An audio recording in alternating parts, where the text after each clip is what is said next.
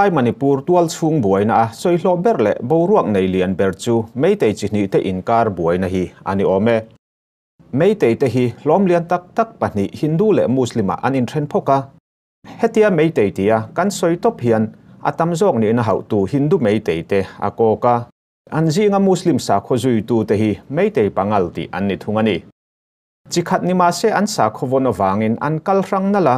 uile kel thun pol ang maya in ngur chang po an nga engwanga tun hnaya boruak ron nei ta hat nge anni Imphal khopui keisem pata eile in turzor na dor cafe pakhat cafe a chuan meitei thala engemozat an thoka anjinga hian meitei Muslim tlangwal chuak limhlot kumsom pariat mi tampak mayun aktar po atel ani hi kangwai thanglok kwakta khomi ani nge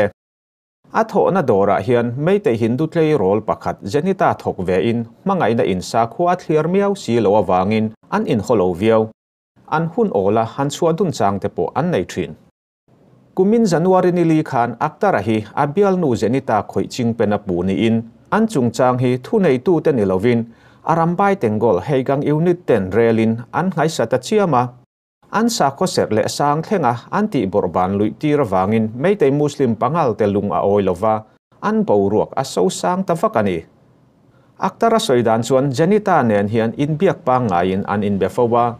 kumin January ni li khan a thian te nena phone an in biak na jenita nena an in chu kha thu fiam thu in a soilanga athil soi hi jenita chuan lo hria in alung oi ta lo hle maya a unau pa hril ngalin ani hian arambai tengol te nena athlen vele chhongta ani jenita hian arambai tengol te hi an thona cafe nei tupa piak po theina tur pe in ani kaltlang hian aktara hi arambai tengol heigang unit ten in soifia turin an kota ani an buaina chungchanga hian jenita chuan alaka aktara a in soi theya wanga heka ni lo ti soin a thian pa Muslim tlangwal hian in nei puya soma an sa kho in an lo awanga alo narawanga a thin rim chuan trong kamoi lo deuin a beizui ta ni in a soi ve thungani arambai tengol te hian aktara hi an kema kovin engwanga nam hnuai hnung Muslim tlangwalin meitei Hindu nula ngai zo ngam reng nge ini ti in an zila hrui fei taka nung khirin an soi sa an voduk ta cher chur mayani a soi sa tu te ji ngalang sar ber chu arambai tengol ho tupa koro ngan ba khuman ani nge ani soi sak le vuang mai du tok loin Muslim sa kho betu ten an ser a ming po an lam that du lo voksa an eilu tira tin hei mai hi lani lowin cholkar khat chunga an ni ser zirtom ni tlai trong trai ruai tu an pui thiamin Muslim an pun zual zel theina na meitei Hindu nula nei tura ati thu an soilu tir bok an tlangwal chunga thil thleng an hriat vele January ni nga khan meitei pangal pol rang te in mukhomin malak dan tur an rel hova thu chua khong tak an siam zui ngal bok pangal pol rang ruai tu ta chuan voin hi January ni nga ania arambai tengol te hian January ni sari ral ma ngeya ngai dam dila in soifiana an nei lo chuan kan thiam danin ma kan la ve to ang ti in thu chua in troman siama arambai tengol ho tu pa koro ngan ba khuman chuan thiam thu soi ma se tlang mi te nena anin do mek laya mel madang nei bel chu thil ti chi a an ngai lo awangin in rem na kong zonga in biak an rotta ani in rem na kong zonga an in biak na hian Russia Sabha MP meitei hoin an lala an pommek sana jaw ba lai semba chu amazing hlap tu berni in an in rem theita ni in ama hian social media atar langa an in rem na hian Muslim tlangwal chunga diklo taka che te zon chua rem ngei ni se tin sa kho pani betu te in rem taka khosa kho zel thei ni se ti ani ba ka an kar buaina ti pun lun thei trong kam man lo ni se ti te atelani ama ero chu hetia rem na thu chu in trom siam anga an in soimek la hian Muslim ho lungero a oi lo na sata hle an soidanin rem na do kan kil tlang turin thate te in an in mukhom do nemo anti lain arambai tengol te hi ral thuam le silai ne na in thuamin an in mu khom na muna leng lo khop an local khoma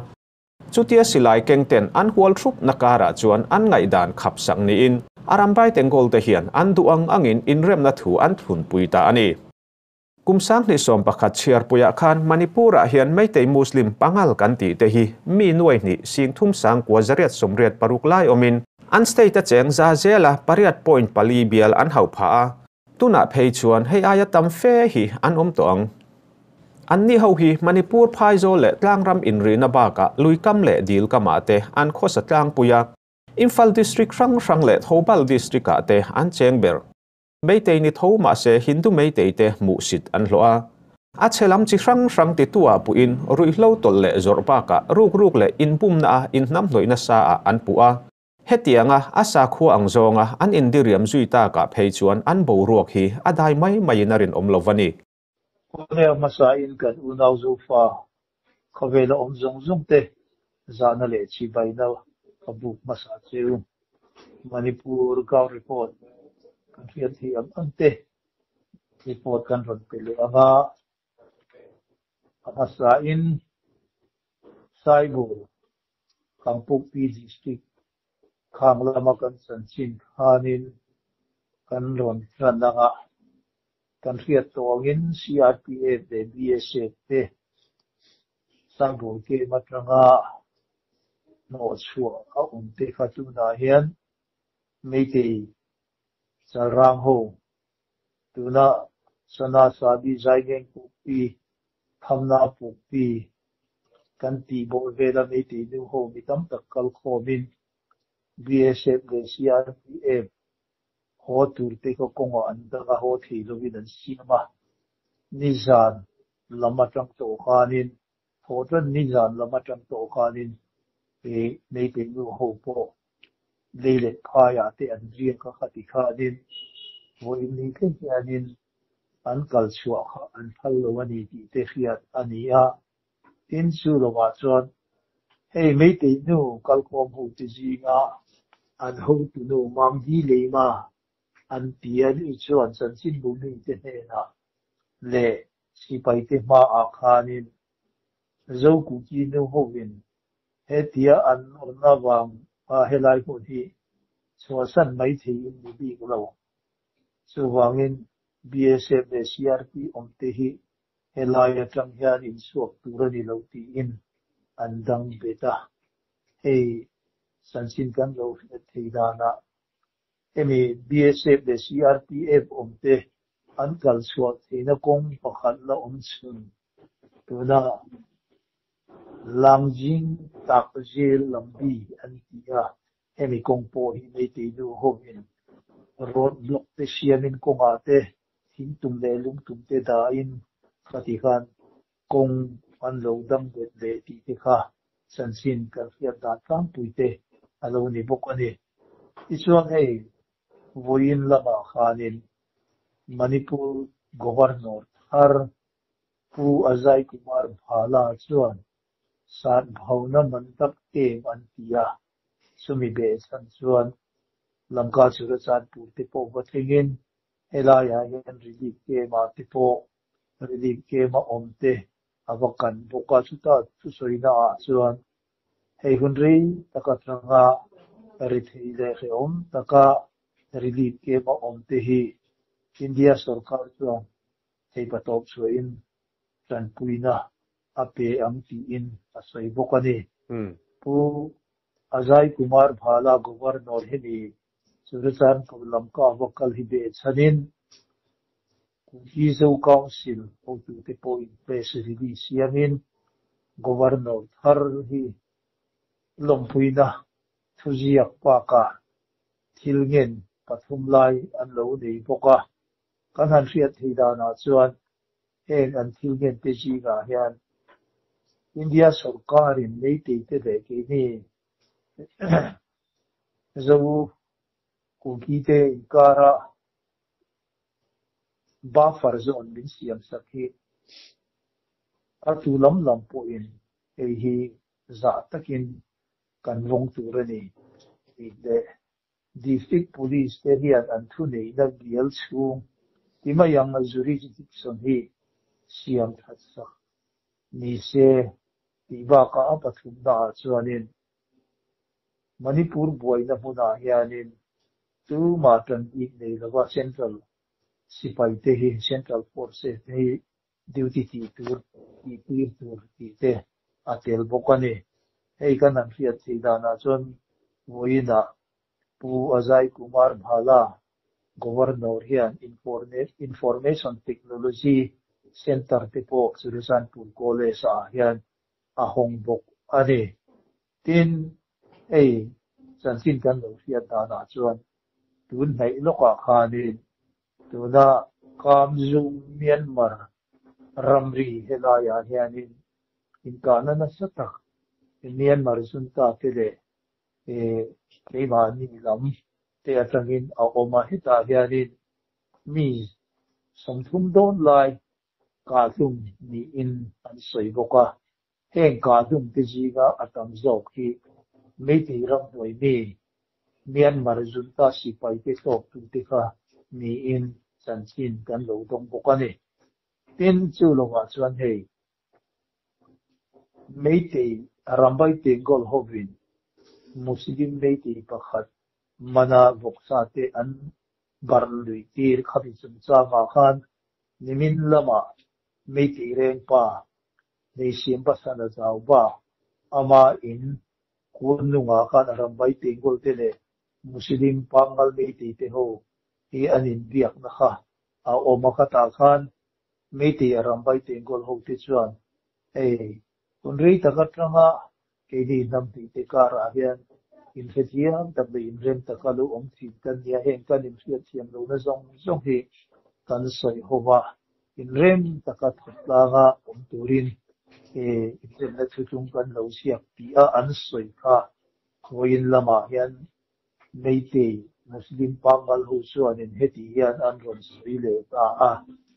in rem na thu soi pui turin min ko wa ke ni point in rem na thu soi turin tamuang tak le Eruru khailak na ma nei lovin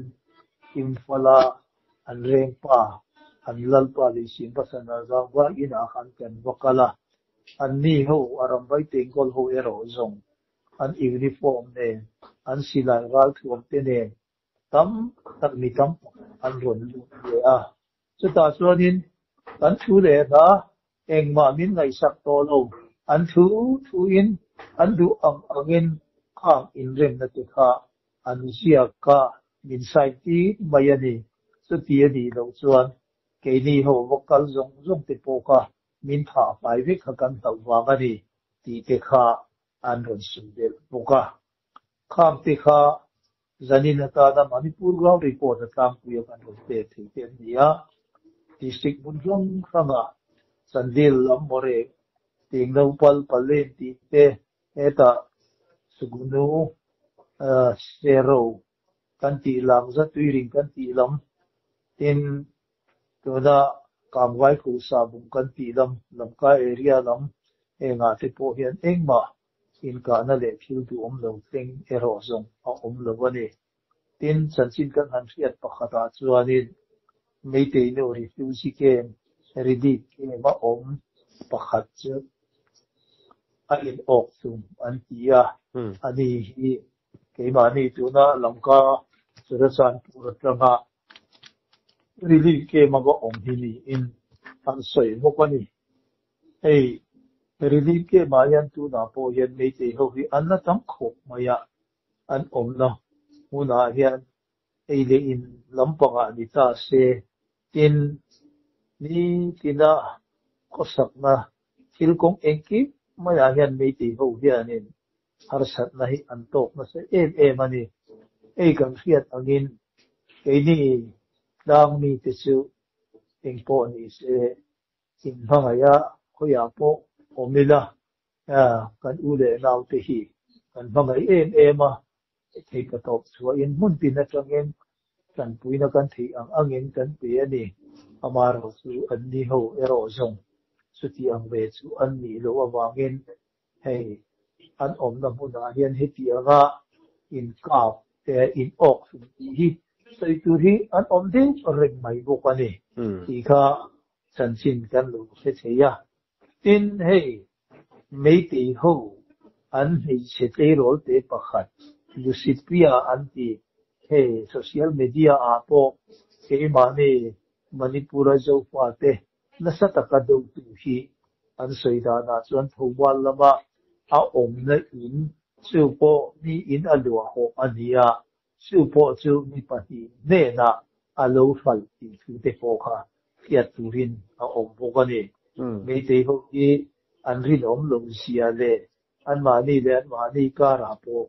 etianga in ti sinan ni sia te po hi fiat turin a om bokani ole chanchin dang ka han fiat thi le pakhat che mekola ri e ma om me cheya pakhat ani hi mo ani an ya te hi in lama khanin ai in ok in ani ti te ko hiat ani ya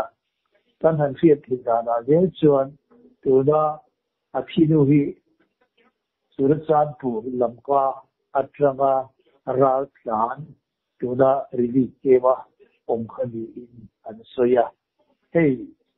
an rili ke me te ho an om na hi an tam tom kho pa maya tam tak tak ka om an ya ei le ina te ni tina ariana in walna ile le chudam tanga yanin an harsa nasani an har sa takan ni ke ni ne na te chuan so tiang una din chuan ya wangin ani po itu ma hianin me te ho dan ron soida na hi chuanin a chan le wa eng ma hiat su ala ni lawa tu na hian tu di si ten an chui me ka ni ti te kha an ron ziat tel bokani ole kha jong ka din na ta na manipur ga report kan an te ti an ni a sam ga e in ka na le du om lo tin ero so a om lo an ni ti kha kan sin na sang ku kan han puan ti ten ni mai ni china I han soi arambai ten kolina mấy tay Muslim kan ti mai pangal kutan thak kan ti don nge an ti buai chung chang kha tiang de wasia ta cha oma an in rem na thu la che hi national media te po hian kan han bua engang chi in nge kha kha an lo ti a eng tik ni a thleng nge ti te kha chiang jok kamin khil thei chuan tun kan han fiat thei da na chuan we ni tho le ni ani ta a kar kal ta zir to re la khi thing kha ni in kan sia a an soi dan ma chuan khani pangal muslim sangwal ei rol pakhat khan mei te nula pakhat nen an ngai so ba khani mei te nula ne na ngai zong kha alo khoi khem de u nge ni khani chin cha nga khan khati lai ta mei ti nu to kha ni da lu ngai zo ma hun ni dam hun da poเป็นจริงๆเลยมันมันเราองค์ชินตัวนี่ยังข้ามีนี่แค่ขาดินชุ่มที่แล้วมันเป็นวางขาดินไม่ตีเนี่ยโปขันดูเราองค์ขันอาหารองค์เร่งเลยไม่ค่ะในอินอะไรก็ก็ตาขาดินอาหารมีปุ๋ยข้าอาหารจานโคมาข้าเตียงอ่ะมุสลิมป้าข้าจังหวัดข้าอาหารเวลข้าเชี่ยมาข้ามีบุญในอารมณ์ไว้เตียงกอลหงขาดินอันนี้ค่ะอันว่ามันเป็นเจล่ะที่ข้าเนี่ยถ้าสิ่งใดนะข้าเนี่ยตัวนักกู้รู้งานนกหูมานะข้าเนี่ยมินมานะก็คุณเด็กที่พูดก็คุณเด็กที่พูดที่ลงทุนที่ยังข้าเนี่ยก็คุณจุนทีมก็คุณจุนทีมสาระเนี่ยเปรียกินให้อัลปินกันจริงๆเนี่ยอันนี้จะก็ที่ยังข้าเนี่ยอดูโลจุ่มขานินอดูโลจุ่มขาอันสวยดีเลยค่ะข้าตาขานินเฮ้กันเฮติเฮนมาขานินโซตาตัวน่ะเรื่องต่อไปที่อันนี้อันปัจจัยเดียบนี้มาสิจิตอันกัลนี้เนี่ยมาสิจิตาอินอันกัลโคมเฮียนินอินหูตูอินสาโคป่วยตูเตเฮียนินไม่ตีไม่เชื่อเขาที่อาศัยที่อังเรียนในปุยนในอุลาว่าแต่อาจารย์ที่ทำเรื่องในอุลาสิงอุลาที่ส่วนในที่ที่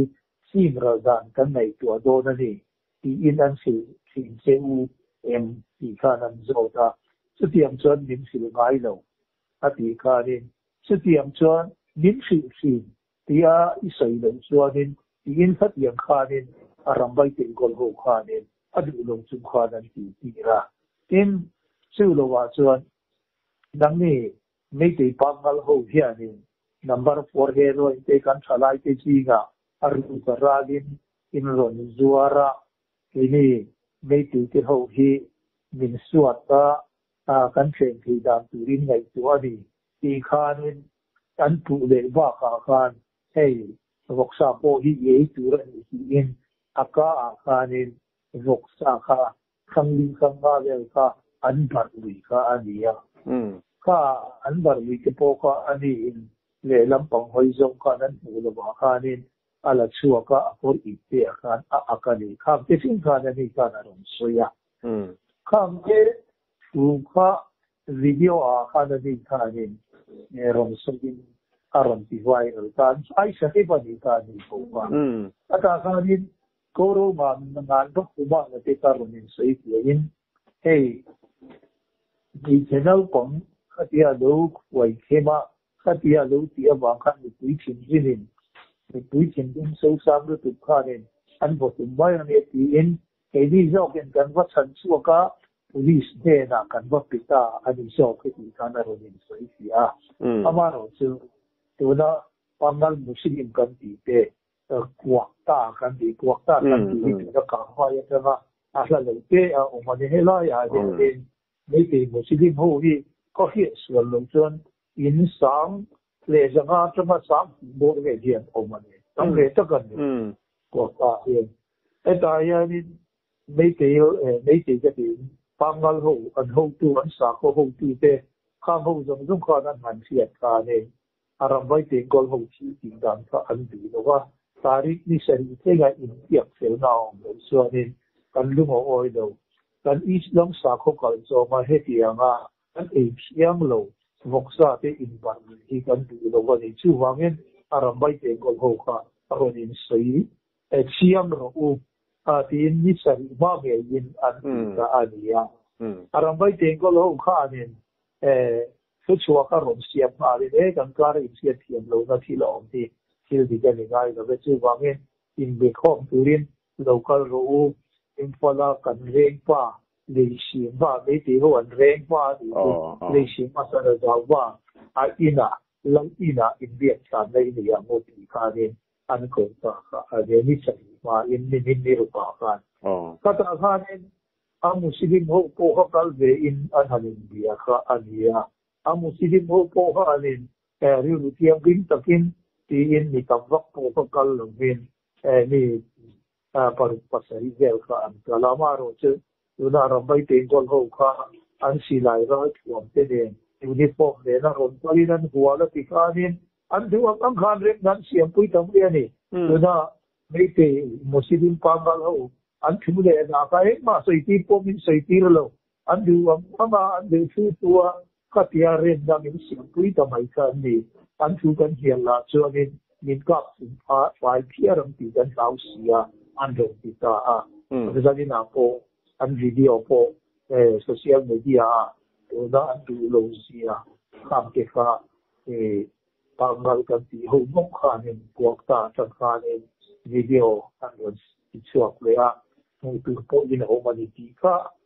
chân sin ni han zo te gan san thi da se ni chu ti ani chuan an in rem na an peace agreement PR chan chin bu le social media ron dar te hi arin tlak lo ti na ni mo rin ka ta se an kar bo ruak te hi achiat bel pha theyang enge apong te ni theyang among o bang adi ka chuanin han soi ta ila ni sa ko muslim sa ko kal zonga an ngai lo wok sa te sa hiam lo an tia muslim te hin in hin an ngai nei ne lo ni ya wok han tia wok ning an ka han soi chuak po hi hi mai cái việc cho đi ra in từ đạo Muslim thành hoa vọc xa tất cả mấy bộ đi đâu mà tâm lý tâm ba cả anh quản lý ta anh ya hey anh buổi này gì anh mua thì cho nên số sáng thì thế thì khác để mà lúc phụ đạo nó gì anh ấy chuan nị chin khan a ming kan han soi langa arambai tengol ho tu pa koro gan ba khuman kha NIA khan an man do ne mo kha kan tia achung chang thu po NIA special court Guwahati rel tur ang te khan thu dar vek to a ti khan in mu khom na te po khan amazing hlap tu ni om khan alang le sia engwanga man lo nge engwanga heti takalla jalen reng nge ani si le hey anh đi hậu chu từ đó anh rèn pa lý sim ba sana giàu ba Rajesh Sabha MP ke Biren Singh ate in Congress MP ke MLA zong hian ani gum tikla Biren Singh le Home Minister ke thu hoya NIA au po hi oman ni awangin kan sia a ke di lam pam su ni ta se an man dai tong chu amaro ko atira buda plan te po in kan se po to kan bu ki azam maya oda governor thar Ajay Kumar bhaga po hi an ka chuanin engwak ma soi do ma se ke ni ta na ni la oman ni chau zel do na ni kan sia a mei te ina arambai te gol hobin Manipur Police Training Center at na silay ra from kati sa silay mong tenen vom tenen ang uswa kapte po pa Central Sarkar de NIA te CBI te chonan se private ano amaro so tu Indianin tu man an tum suang lawa kati hian an emlio be mai ania so ti am te suania Korongan da kuman adu to kinim palpo pichu ma popular lena ten atu IC PR o Robin Singh Mangang Khowai na ponte po adu to kin hati hian in palpo pichu le chevela hati hian an duna nan san kuala security force central force police ho zong yan puve man du tak se an man dai to ma se mani ho khiat tura khovel khiat tura khati anga anin soimo ina tura kan man an ron ti ve mai kan in ti chuan ka hian ani le hei tuninga ni lo om tur January nikwa hianin Kukizo Women Forum KZWF ten New Delhi special press conference an ko don ti hi information kan lo muwa Indigenous Tribal Leader Forum te ne atang hianin a thanber hi chu sai bola security force abikin CRPF le BSF ten kutan thak vak chungchang kha ni a khata khan mi som thum chuangin sipai te kut kha an tuara an hliam an hlom hle pakhat phei kha chu kha nu pakhat kha amit ko thuk de wina ka zai ani ti te pokan ria kha enge kha hliam tuar na tak amit ko zai hial ngai kha enge achan chin ni ta zel amit ten na chiat pha em tin kha mi chungchang abik takin democracy rama chuan mi puiten tharum tho lowin lungoi lo na kan lan tir thianga khatianga tharum tho lowa mei chia le ngal kutan han thak chiam chungchanga khan dan anga malak na te a omem thu boi te the lu ani em thu boi chu hei an the du ta karin kalau fiat danin na Kuki Women Organization Human Rights kapte oha FIRTM ke lita tuna yan soi asliam tuarna verne i neisi mate ania Amerika Guwahati tuna der toga a neutralai an tia ni enkolna kami huna kan surgery tika ania atan tinga nasya dana chuan apira bula phin ka chuan ni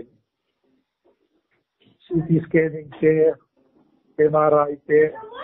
anan ya rizala da dana pe ka chuan ni amit tuna ve lamkha te a khoi na sate awang kha amit ding lam po khan te a chiat pha thi mai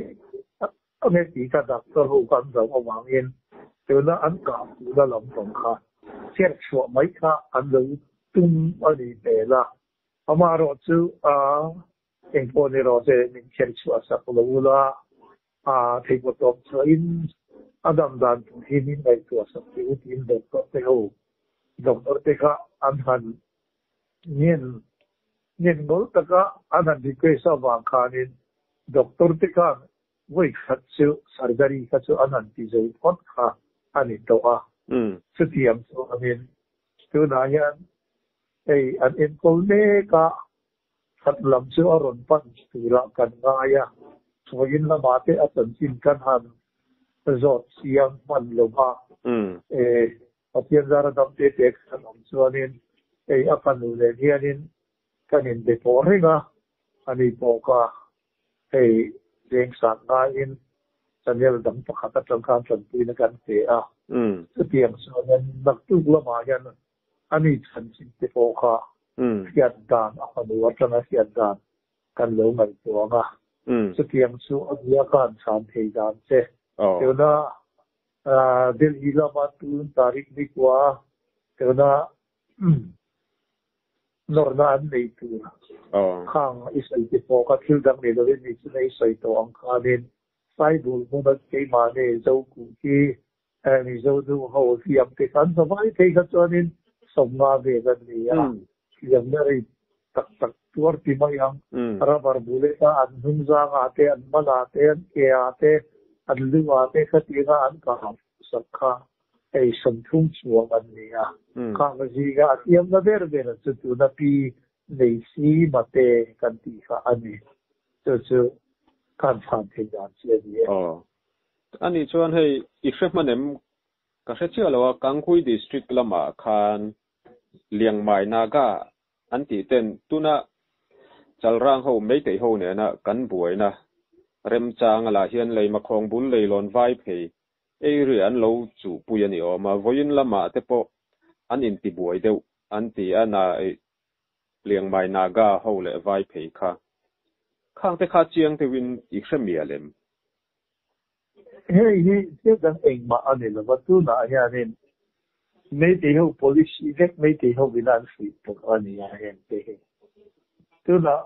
I mean meitei ho yan min be chin ma se silaya in ka na sin muslim in do na me la hianin atuar tu so kan de fo ba in atan che tu wa an chang rian bo ka theng te wa hianin kan chen om tu na ta meng long district te senapati district te ka ukhun district te na om naga nam chi sang sam te de hianin kanin jil mak dan tu ki an ngai tu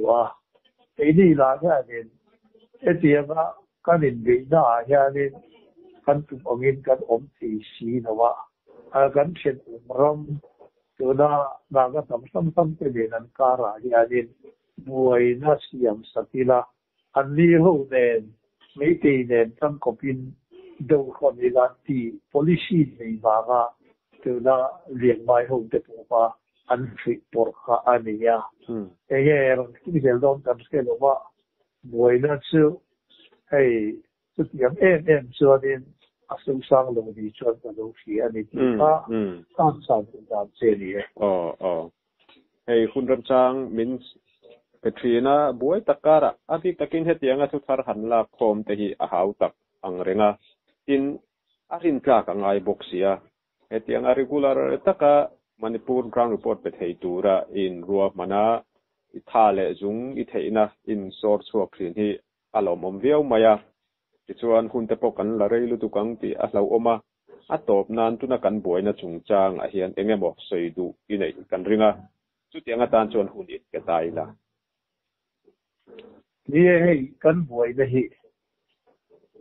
calendar ra chuanin akum thunna kan lo fei choi ta ring maya ni a hunan chu chuan kum hi po ala thing lo ne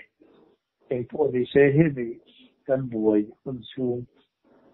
sam hi som hi pathum ne ni thu ma changa buai ni thing hianen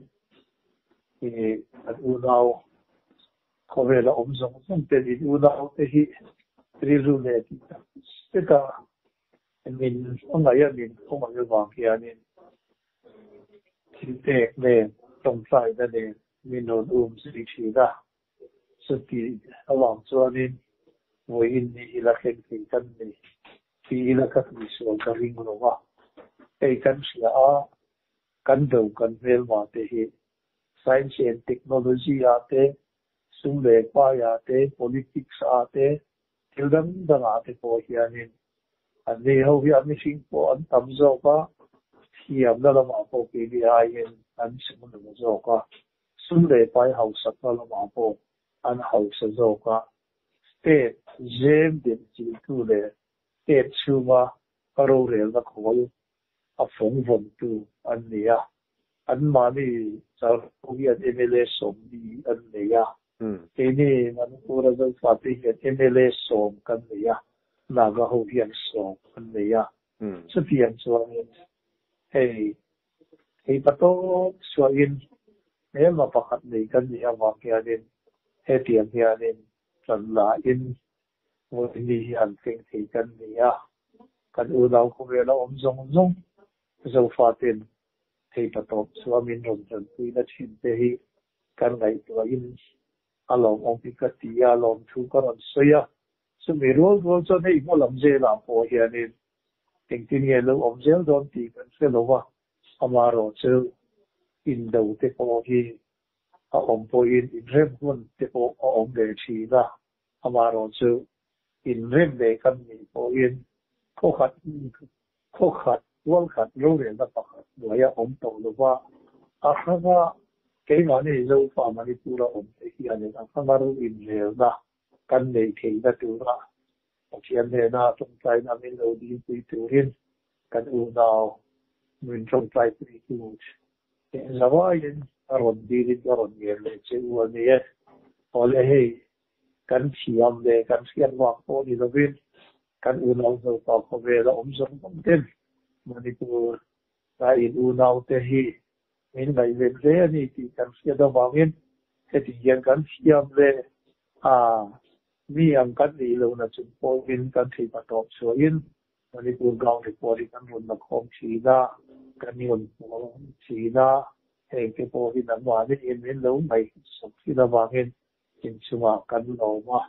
ma lam je la po hey nang wa ni chan pi na lo so nên nhưng mà cần gì đó đâu, và chiếm lấy năng lực thì cái điểm phá nó về, in thì phố ở đây thì cả, nhiều việc thì chủ đến, cả lần xây có gì